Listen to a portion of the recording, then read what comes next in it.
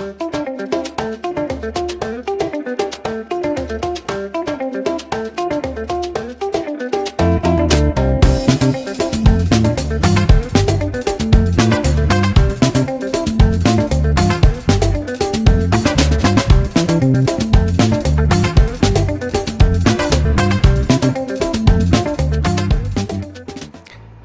it's midweek again. So here I am, it's Wednesday, and I've got quite a surprise. I came home this week, I think it was Monday or Tuesday, to a pleasant surprise in the Acara tank.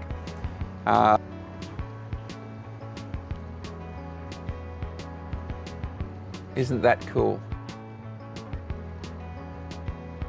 That was such a surprise. I had the 5 Acaras in here, and I came home, and the big black one at the back there had been staying inside the bushes over here for quite a while. So it was buried inside there most of the days, in that little hollow in the middle. And I was thinking maybe it was getting a little bit suspicious. And I came home, I'm pretty sure it was Monday, and yeah, there was a passel of little fry. So I watched them for a little bit, and I noticed that the other 3 Blue Acaras that are in here were all trying to get at the fry, which is what you do if you're a Blue Acara. So I moved them, and they are now over here in the hexagon tank, which is pretty much ideal for them because, except for the size, but while they're just little, we've got a nice rock area there for them. And there they both are, 3 of them now. So they think they're going to get fed. So normally you only see 1 out here in the front area, and the others are inside this rock wall. So there's lots of little crevasses in there, and they duck in. They duck in through those little holes there. I wouldn't have thought they would have got through there. And they go all the way around, and they're in the back here, in behind with the filter as well. But they like to get right up inside these rocks right here. And anyway, so I moved them out because they were giving the other parents a grief. So I moved those Blue Acara out, and the other 2 parents in the tank over here have been really happy with the little ones. So there has to be at least somewhere between 80 and 100 plus of those little guys in there. Very, very, very excited to see that. So that was some good news. So that's one month into my fish keeping journey, a little bit over 1 month into my fish keeping journey. And let's have another look at them.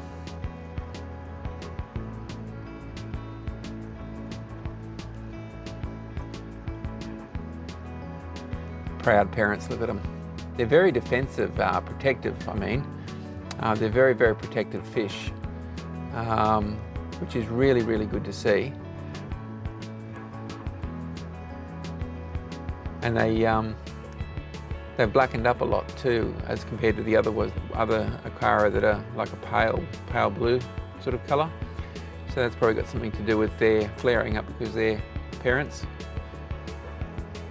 But it's very nice to see. So I just thought I'd share that with you guys. So it's just the midweek, so it's just a simple little video today.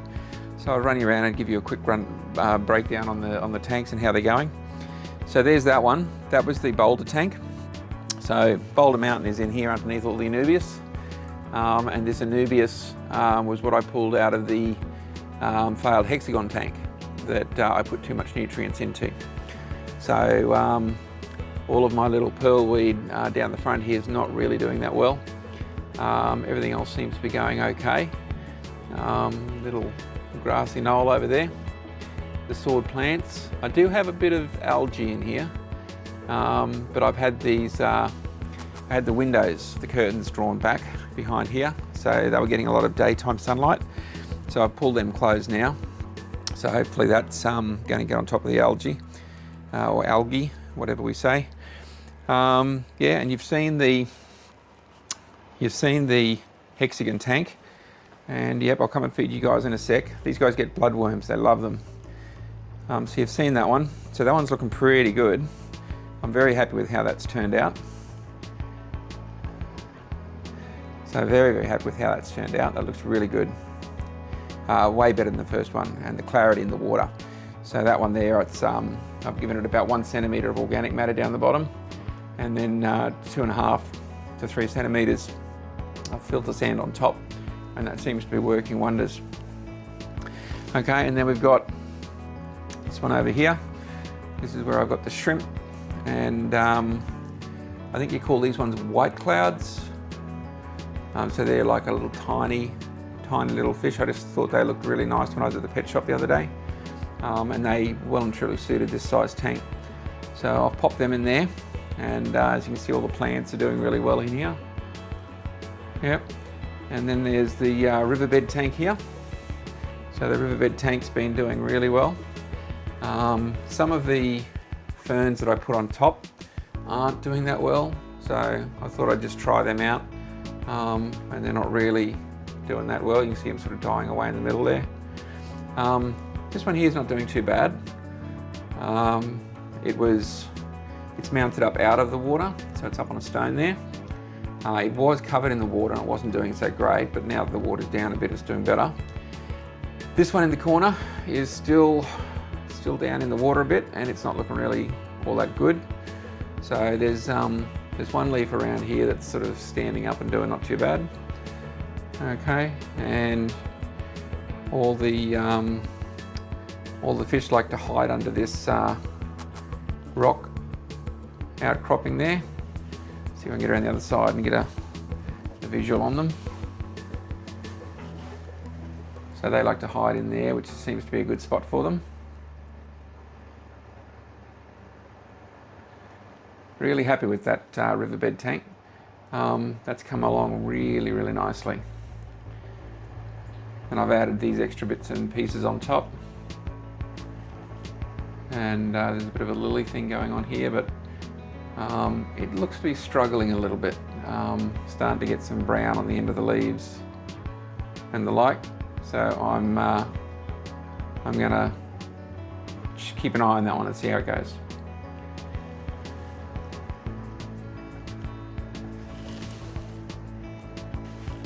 So that's it from me. Just a quick midweek update, and get a video out for you guys, just to let you know how we're going. And almost forgot to show you the community tank. There we go. So the community tank's doing really well. They always do well. And the mystery snail's eggs that I showed a little while back, they did actually hatch. So I've got lots of little tiny snails in there. Which I'm very, very happy about as well. And look at these guys, they are always ready for a feed. Always ready for a feed, these guys.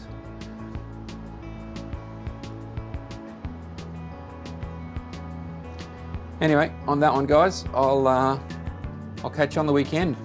See what I'm gonna build in.